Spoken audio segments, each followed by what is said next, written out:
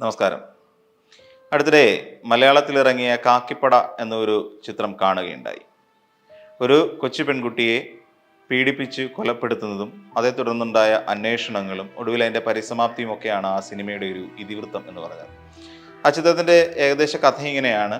ഒരു സാമ്പത്തികമായി വളരെ പിന്നാക്കം നിൽക്കുന്ന ഒരു കുടുംബത്തിലെ ഒരു കുഞ്ഞ് തൊട്ടടുത്ത വീട്ടിൽ അത്യാവശ്യം സാമ്പത്തികമായും രാഷ്ട്രീയമായും ഒക്കെ നല്ല പിടിപാടുള്ള ആസ്തിയുള്ള സ്വാധീനമുള്ള ഒരു കുടുംബത്തിലെ ഒരു ചെറുപ്പക്കാരൻ കൂടെ ആ കുട്ടിയുമായി അടുത്ത ചങ്ങാത്തം പുലർത്തുകയും ഒക്കെ ചെയ്യും.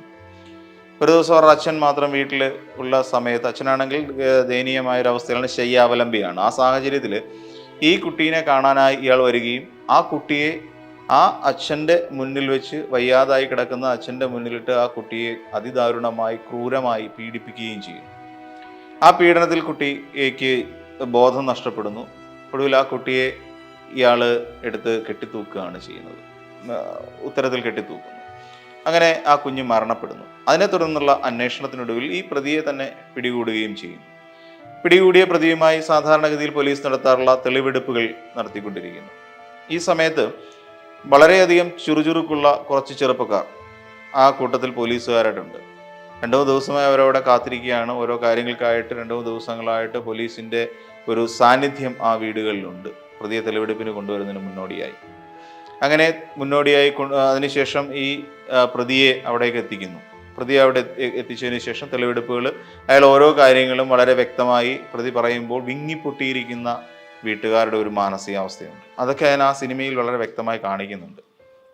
ഒടുവിൽ ആ പ്രതിയെ എങ്ങനെയെങ്കിലും കൊലപ്പെടുത്തുക എന്നുള്ളതായി പോലീസിൻ്റെ ലക്ഷ്യം. അതിനായി പോലീസ് പറയുന്നു അദ്ദേഹത്തിന് ബാത്റൂമിൽ പോകണം എന്ന് പറയുന്നു. അപ്പം ഈ പ്രതി വിചാരിച്ച് രക്ഷപ്പെടാനുള്ള ഒരു പഴുതുരുക്കി തരികയാണ് ഈ പോലീസ് ചെയ്യുന്നത് എന്ന് കരുതി അയാളെ നേരെ ബാത്റൂമിലേക്ക് കൊണ്ടുപോകുന്നു. ബാത്റൂമിൽ കൊണ്ടുപോയതിന് ശേഷം 2 പോലീസ് ഉദ്യോഗസ്ഥർ ചേർന്ന് അതിക്രൂരമായി എന്നല്ല, വളരെ അതായത് ഈ രക്ഷിതാക്കൾക്ക് മനസ്സിന് സന്തോഷം കിട്ടുന്ന രീതിയിൽ ആ പ്രതിയെ ഉപദ്രവിക്കുകയും പിന്നീട് കൊന്ന് കയറുപയോഗിച്ച് കെട്ടിത്തൂക്കുകയും, ബാത്റൂമിനുള്ളിൽ, പുറത്താണ് ബാത്റൂം സജ്ജീകരിച്ചിരിക്കുന്നത്, അതിനുള്ളിൽ കൊണ്ടിട്ട് കെട്ടിത്തൂക്കി കൊലപ്പെടുത്തുകയും ചെയ്യുന്നു. ഇതാണ് അതിൻ്റെ ഒരു ഇതിവൃത്തം. അവിടുന്ന് അയാൾ ഇങ്ങനെ ഹാങ് ചെയ്ത് നിൽക്കുന്നു, തൂങ്ങി നിൽക്കുന്നു എന്നൊക്കെ പറഞ്ഞിട്ട് ബാക്കി പോലീസുകാരെയും ഒക്കെ വിവരം അറിയിക്കുന്നു. അവിടെ നിന്നെടുത്ത് പോലീസ് വണ്ടിക്കുള്ളിൽ കയറ്റി അതിനകത്ത് അപ്പോഴും ചെറിയ ജീവനുണ്ട് അയാൾക്ക്. ആ പോലീസിൻ്റെ വാനിനുള്ളിൽ കയറ്റുന്ന സമയത്തും അദ്ദേഹത്തിന് ജീവനുണ്ട്. ആ സമയത്ത് അവിടെ ഉണ്ടായിരുന്ന ഒരു തോർത്തുപയോഗിച്ച് പോലീസുകാർ വീണ്ടും ഇയാളുടെ കഴുത്തിലേക്ക് വരിഞ്ഞു മുറുക്കി അങ്ങനെ ആ പ്രതിയെ കൊലപ്പെടുത്തുന്നതുമാണ് അതിൻ്റെ ഇതിവൃത്തം. അത് കണ്ടപ്പോൾ നമ്മൾ മലയാളികളെല്ലാം വളരെയധികം സന്തോഷിച്ചു. ഈ രീതിയിൽ പോലീസ് സംവിധാനം മാറേണ്ടത് ആവശ്യമാണ്. കൊച്ചു കുഞ്ഞുങ്ങൾക്കെതിരെ പൈശാചികമായി നടക്കുന്ന ഇത്തരം സംഭവങ്ങൾക്കെതിരെ നമ്മൾ പ്രതികരിക്കേണ്ടത്, അല്ലെങ്കിൽ ഒരു ഉത്തരവാദിത്തപ്പെട്ട ഒരു സേന എന്നുള്ള നിലയിൽ നിന്ന് പ്രതികരിക്കേണ്ടത് ഈ രീതിയിലായിരിക്കണം എന്ന് നമ്മൾ ഓരോ മലയാളിയും ആ സിനിമ കണ്ടപ്പോൾ നമ്മൾ ചിന്തിച്ചുപോയി. ഈ അടുത്തിടെ ഉണ്ടായൊരു സംഭവം, എനിക്ക് തോന്നുന്നു 2021 സംഭവം നടക്കുന്നത്. ഏകദേശം 2 വർഷങ്ങൾക്ക് മുൻപ് വണ്ടിപ്പെരിയാർ എന്ന് പറയുന്ന ഒരു സ്ഥലത്ത് ഒരു കൊച്ചു പെൺകുട്ടി, അതായത് നമ്മുടെയൊക്കെ കുഞ്ഞുങ്ങളായി വരുന്ന 6 വയസ്സ് മാത്രം പ്രായമുള്ള ഒരു കൊച്ചു കുഞ്ഞെന്ന് തന്നെ പറയുന്നതാണ് ശരി. ആ കുഞ്ഞിനെ 3 വയസ്സ് മുതൽ ചോക്ലേറ്റും ഒക്കെ കൊടുത്ത് അടുത്ത അയൽവാസിയായ ഒരു ചെറുപ്പക്കാരൻ, അത് ചൂരക്കുളം എന്ന് പറയുന്ന സ്ഥലം ഒരു ലയമാണ്, അതായത് ഈ എസ്റ്റേറ്റ് തൊഴിലാളികളൊക്കെ താമസിക്കുന്ന സ്ഥലമാണ് ലയം എന്ന് പൊതുവിൽ പറയുന്നത്. സൗകര്യങ്ങളൊക്കെ വളരെ കുറവായിരിക്കും, എന്നാൽ അവർക്ക് താമസിക്കാൻ വേണ്ടിയിട്ടുള്ള ഒരു ഇടം. അവിടെയാണ് അർജുൻ എന്ന് പറയുന്ന ഒരു ചെറുപ്പക്കാരൻ താമസിക്കുന്നത്. അതിനടുത്തായിട്ടാണ് അദ്ദേഹം DYFI എന്ന് പറയുന്ന പുരോഗമന രാഷ്ട്രീയ പ്രസ്ഥാനത്തിൻ്റെ യുവജന സംഘടനയിൽ പ്രവർത്തിക്കുന്ന ഒരു ചെറുപ്പക്കാരൻ. അദ്ദേഹം ഈ സ്വാഭാവികമായും കൊച്ചു കുഞ്ഞുങ്ങളെ കാണുമ്പോൾ നമ്മളെല്ലാവരും ചോക്ലേറ്റുകൾ വാങ്ങി നൽകാറുണ്ട്, അവരോട് ചങ്ങാത്തം സ്ഥാപിക്കാറുണ്ട്. ഇതൊക്കെ നമ്മളുടെ ഒരു പൊതുവിലുള്ള നമ്മുടെ മനുഷ്യൻ്റെ ഉള്ളിൽ കിടക്കുന്ന മൃദുവികാരങ്ങളുടെ ഭാഗമാണ്. നമ്മൾ നേരത്തെ സൂചിപ്പിച്ചിട്ടുള്ളതുപോലെ ഏതൊരാണും അവൻ വളർന്നു വരുന്നതിനനുസരിച്ച് പക്വമായിക്കൊണ്ടിരിക്കും. അവൻ അവിവാഹിതനായിരുന്നാൽ പോലും നമ്മൾ ഭർത്താവിൻ്റെ ചുമതലകൾ ഏറ്റെടുക്കാറുണ്ട്, ഒരു മകൻ്റെ ചുമതലകൾ ഏറ്റെടുക്കാറുണ്ട്, ഒരു അച്ഛനെ പോലെ നമ്മൾ മക്കളോടൊക്കെ പെരുമാറാറുണ്ട്, കുട്ടികളോടൊക്കെ നമ്മൾ അങ്ങനെ ആ രീതിയിലൊക്കെ പെരുമാറാറുണ്ട്. അത് നമ്മുടെ ഒരു മനുഷ്യൻ്റെ മനസ്സിൻ്റെ ഒരു നന്മയായിട്ടാണ് നമ്മൾ കരുതുന്നതിന്. അപ്പോൾ ചോക്ലേറ്റൊക്കെ വാങ്ങിക്കൊടുക്കുന്നു. അപ്പോൾ സ്വാഭാവികമായും കൊച്ചു കുഞ്ഞാണ്, 3 വയസ്സുള്ള ഒരു കുഞ്ഞിന് എന്താണ് അറിയാവുന്ന ഈ ലോകത്തെക്കുറിച്ച്? അത് സ്വാഭാവികമായും തനിക്ക് മധുരം കൊണ്ടുതരുന്ന അയൽവക്കത്തുള്ള മാമനോട് സ്നേഹം കാണിക്കുക സ്വാഭാവികം മാത്രമാണ്. അങ്ങനെ പക്ഷേ ആ സ്നേഹത്തെ ഒരു നരാധമൻ എന്ന് തന്നെ വിളിക്കാൻ കഴിയുമോ എന്ന് എനിക്കറിയില്ല. കാര്യം നരൻ അധമത്വം എന്ന് പറഞ്ഞാൽ ഇതിലൊന്നും അല്ല. അതിനൊക്കെ അപ്പുറത്തേക്ക് നമ്മൾ ആ ഒരു പ്രവർത്തനത്തെ വിശേഷിപ്പിക്കേണ്ടി വരും എന്നെനിക്ക് തോന്നുന്നു. അപ്പോൾ അങ്ങനെ ഈ കുട്ടീനെ 3 വയസ്സ് മുതൽ പീഡിപ്പിക്കുകയായിരുന്നു. അങ്ങനെ മെയ് മാസത്തിൽ ഈ കുട്ടി തൂങ്ങി നിൽക്കുന്ന നിലയിൽ, ഷാള് കുരുങ്ങി തൂങ്ങി നിൽക്കുന്ന നിലയിൽ കണ്ടെത്തി. ബോധരഹിതയായിരുന്നു കുഞ്ഞ്. അപ്പോൾ അങ്ങനെ ഈ കുട്ടീനെ ഹോസ്പിറ്റലിലേക്ക് കൊണ്ടുപോകാനൊക്കെ മുൻപന്തിയിൽ നിൽക്കുന്ന ചെറുപ്പക്കാരൻ കൂടിയായിരുന്നു ഇത്. അങ്ങനെ ഹോസ്പിറ്റലൊക്കെ കൊണ്ടുപോയി. ഹോസ്പിറ്റലിൽ കൊണ്ട് ചെന്ന് കഴിഞ്ഞപ്പോൾ കുഞ്ഞു മരിച്ചു എന്നുള്ളതാണ് ആശുപത്രിയിൽ നിന്ന് കിട്ടിയ വിവരം. ആ വിവരത്തിൻ്റെ അടിസ്ഥാനത്തിൽ കുഞ്ഞിനെ പിന്നീട് അസ്വാഭാവിക മരണമാണ്. കാര്യം 6 വയസ്സുള്ള ഒരു കുഞ്ഞ് ഒരിക്കലും തൂങ്ങി മരിക്കില്ല. അസ്വാഭാവിക മരണമായതുകൊണ്ട് തന്നെ ആ കുട്ടിക്ക് വേണ്ടി പോസ്റ്റ്മോർട്ടം നടത്താൻ തീരുമാനിച്ചു. അപ്പോൾ അങ്ങനെ നടത്തിയ തെളിവുകളുടെ എല്ലാം അടിസ്ഥാനത്തിൽ കുഞ്ഞ് മൃഗീയമായി പീഡിപ്പിക്കപ്പെട്ടിരിക്കുന്നു എന്നുള്ള ഒരു വിവരമാണ് പുറത്തു വന്നത്. അപ്പോൾ അങ്ങനെ ശാസ്ത്രീയ പരിശോധനകളും ബാക്കി ഇതിൻ്റെ ഫലമായി ഈ പറയുന്ന ചെറുപ്പക്കാരനെ പോലീസ് പ്രതിയായി ചേർത്തുകൊണ്ട് അവിടെ ഇയാൾക്കെതിരെ കേസെടുത്തു. ഇയാളെ അറസ്റ്റ് ചെയ്യുന്നു. തെളിവെടുപ്പുകൾ നടക്കുന്നു. കാര്യങ്ങളെല്ലാം മുന്നോട്ട് ഭംഗിയായി പോകുന്നു. ഒടുവിൽ കേസ് കോടതിയിൽ എത്തുന്നു. കോടതിയിൽ കുറ്റപത്രം സമർപ്പിച്ചു. ഇദ്ദേഹം പ്രതിയാണ് എന്ന് ചൂണ്ടിക്കാട്ടി തന്നെയാണ് ഏകദേശം ഒരുപാട് രേഖകൾ, എനിക്ക് തോന്നുന്നു ഈ കേസിൽ സാക്ഷികൾ എന്നുള്ളതിൽ 48 പേരാണ് ഉണ്ടായിരുന്നത്. അതോടൊപ്പം തന്നെ ഡോക്യുമെൻ്റ് 68ഓളം രേഖകൾ ഉണ്ടായിരുന്നു. 16ഓളം വരുന്ന സാഹചര്യ തെളിവുകളും. അപ്പോൾ ഇത്തരം തെളിവുകളോട് കൂടിയാണ് ഈ കേസ് കോടതിയിൽ എത്തുന്നത്. കുറ്റപത്രം സമർപ്പിക്കുമ്പോൾ ഇത്രയും കാര്യങ്ങൾ അതിനോടൊപ്പം ഉണ്ടായിരുന്നു. പക്ഷേ എന്തുകൊണ്ടോ കേസ് കേട്ട പോക്സോ കോടതിയിൽ നിന്ന് വന്ന വിധി വളരെ വിചിത്രമായിരുന്നു എന്ന് തന്നെ പറയാം. 6 വയസ്സുള്ള ഒരു പെൺകുഞ്ഞിനെ, കുട്ടിയെന്ന് പറയുന്നത് തെറ്റാണ്, ഒരു പെൺകുഞ്ഞിനെ ക്രൂരമായി കൊലപ്പെടുത്തിയ ചെറുപ്പക്കാരനെ വെറുതെ വിട്ടുകൊണ്ട് കോടതി ഉത്തരവിറക്കിയിരിക്കുന്നു. ഇതെന്ത് നീതി, ഇതെന്ത് ന്യായം എന്നെല്ലാവരും അതിനെ ഓർത്ത് പരിതപിക്കുകയും ചെയ്തു. ഇത്രയും സാക്ഷികൾ ഉണ്ടായിരുന്നിട്ടും, ഇത്രയേറെ സാഹചര്യ തെളിവുകൾ ഉണ്ടായിരുന്നിട്ടും പ്രോസിക്യൂഷന് ഇത് തെളിയിക്കാൻ കഴിഞ്ഞില്ല എന്നാണ് പറയുന്നത്. എവിടെ ആർക്കാണ് പിഴവ് പറ്റിയത്? അത് നമ്മൾ ചിന്തിക്കേണ്ടിയിരിക്കുന്ന ഒരു കാര്യമാണ്. ഒരു കുഞ്ഞിനെ ഇത്രയേറെ പീഡിപ്പിച്ച് കൊലപ്പെടുത്തിയിട്ടും 3 വയസ്സ് മുതൽ ആ കുട്ടിയെ 6 വയസ്സ് വരെ വരുന്ന 3 വർഷക്കാലം ഈ പറയുന്ന ചോക്ലേറ്റുകൾ ഉപയോഗിച്ച്, ചോക്ലേറ്റുകൾ കൊടുത്തുകൊണ്ട് ആ കുഞ്ഞിനെ വശീകരിച്ച് അതിനെ സ്വന്തം അടുപ്പത്തിലാക്കിക്കൊണ്ട് ആ കുഞ്ഞിനെ കൊലപ്പെടുത്തിയ ഈ നരാധമനെ വെറുതെ വിടുന്നതാണ് നമ്മൾ കണ്ടത്. എവിടെ പോലീസ്? അപ്പം നമുക്ക് ചിന്തിക്കേണ്ടി വരും. ഇത്ര ക്രിയാത്മകമായി പല കേസുകളിലും ഇടപെടുന്നു. ബണ്ടി ചോറിനെ പോലെ ഉള്ള ഒരു അഖിലേന്ത്യാ തലത്തിൽ അറിയപ്പെടുന്ന ഒരു കള്ളനെ പോലും പിടികൂടുന്നു. ഇവിടെ നിന്ന് ജിഷ വധക്കേസ് പോലുള്ള കേസുകളിൽ പ്രതി ഉത്തരേന്ത്യയിൽ പോയി പിടികൂടുന്നു. ഈ രീതിയിലൊക്കെ നമ്മുടെ കേരള പോലീസിനെ കുറിച്ച് നമ്മൾ അഭിമാനത്തോടു കൂടി കാണുന്ന നിരവധി കേസുകൾ നമ്മുടെ മുന്നിലുണ്ട്, അല്ലെ? എന്നിട്ട് പോലും ഒരു CA തലത്തിൽ അന്വേഷണം അവസാനിപ്പിക്കുകയാണ് ചെയ്തത്. നമുക്ക് പോലീസിന്റെ കാര്യം നോക്കാം. TD സുനിൽ എന്ന് പറയുന്ന ഒരു CA മാത്രമാണ് കേസ് ഒതുങ്ങി നിന്നത്. അദ്ദേഹമാണ് കേസ് അന്വേഷിച്ചത്. ഈ നമുക്കറിയാവുന്ന പോലെ നമ്മുടെ കേരളത്തിൽ നടക്കുന്ന പല കൊലപാതകങ്ങളും പല അന്വേഷണങ്ങളും ഒക്കെ മിക്കവാറും ഒരു SP റാങ്കിലുള്ള ആൾക്കാരാണ് ഇതിനെ അന്വേഷണം നടത്തുന്നത്. എന്തുകൊണ്ടാണ് സുനിൽ എന്ന് പറയുന്ന ഒരു വ്യക്തിയിൽ മാത്രം അന്വേഷണത്തിന്റെ പരിധി അവസാനിച്ചതെന്ന് ആലോചിക്കുക.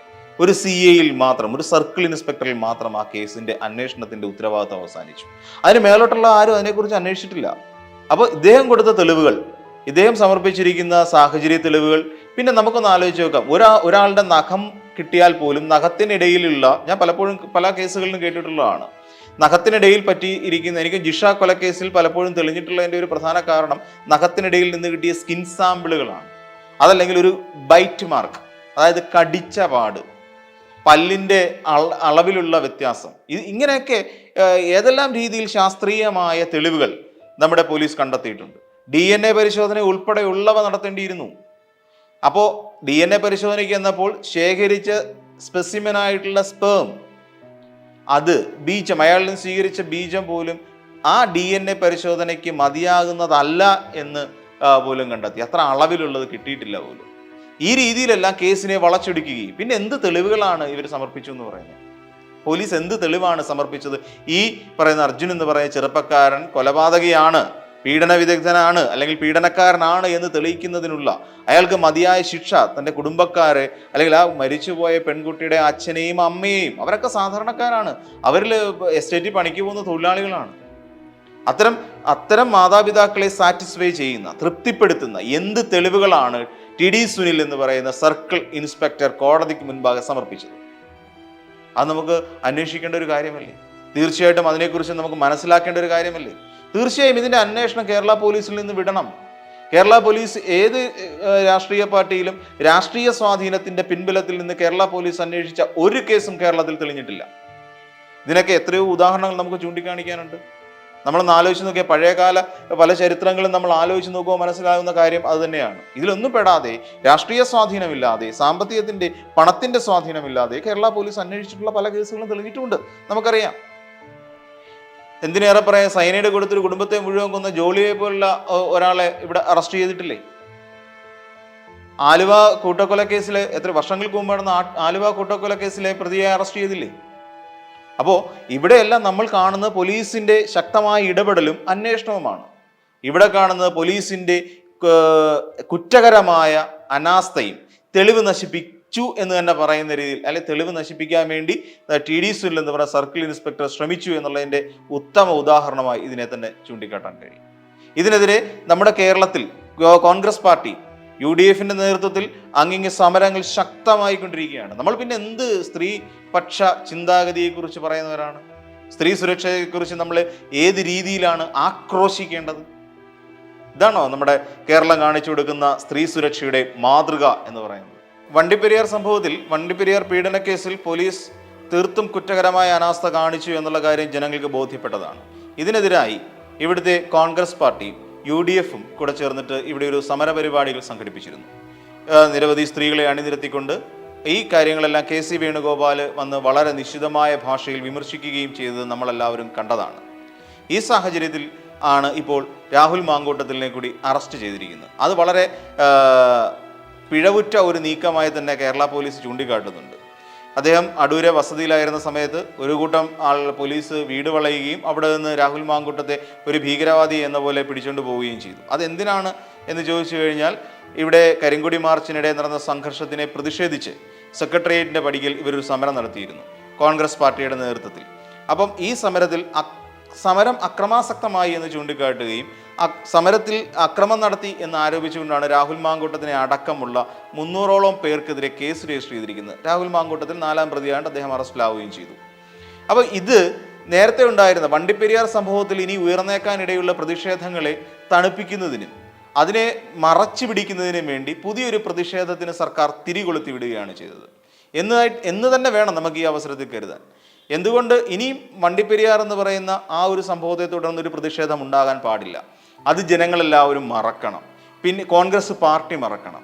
കോൺഗ്രസ് പാർട്ടിയും അല്ലെങ്കിൽ പ്രതിപക്ഷ നേതൃത്വവും മറന്നെങ്കിൽ മാത്രമേ ഇനി അങ്ങോട്ടുള്ള യാത്ര സുഗമമാവുകയുള്ളൂ നമ്മുടെ സർക്കാരിനെ സംബന്ധിച്ചിടത്തോളം. സർക്കാർ ഇതിനകത്ത് ഈ കാര്യത്തിൽ നേരത്തെ നമുക്കറിയാം, വാളയാർ കേസുമായി ബന്ധപ്പെട്ട് സർക്കാരിന് പറ്റിയ വീഴ്ച എന്താണ് എന്നുള്ളത് സർക്കാർ സ്വയം വിലയിരുത്തേണ്ടത് ആവശ്യമാണ്. അതുപോലെ തന്നെ ഈ വണ്ടിപ്പെരിയാറിൽ എന്ത് സംഭവിച്ചു എന്നുള്ള കാര്യത്തിൽ ഒരു സ്ഥിരീകരണം വരുത്തേണ്ടതും സർക്കാരിൻ്റെ ആവശ്യമാണ്. കാര്യം ഇനി വരാൻ പോകുന്ന തെരഞ്ഞെടുപ്പിനെ ബാധിക്കാൻ പോകുന്ന വിഷയങ്ങളായിട്ടെങ്കിലും ഇത് പരിഗണിച്ചുകൊണ്ട് വേണം ഈ സർക്കാർ, CPMന്റെ ഇടതുപക്ഷ സർക്കാർ ഈ കാര്യത്തിൽ ഒരു നിഗമനവും തീരുമാനവും എടുക്കേണ്ടത് എന്നാണ് ഒരു പക്ഷം.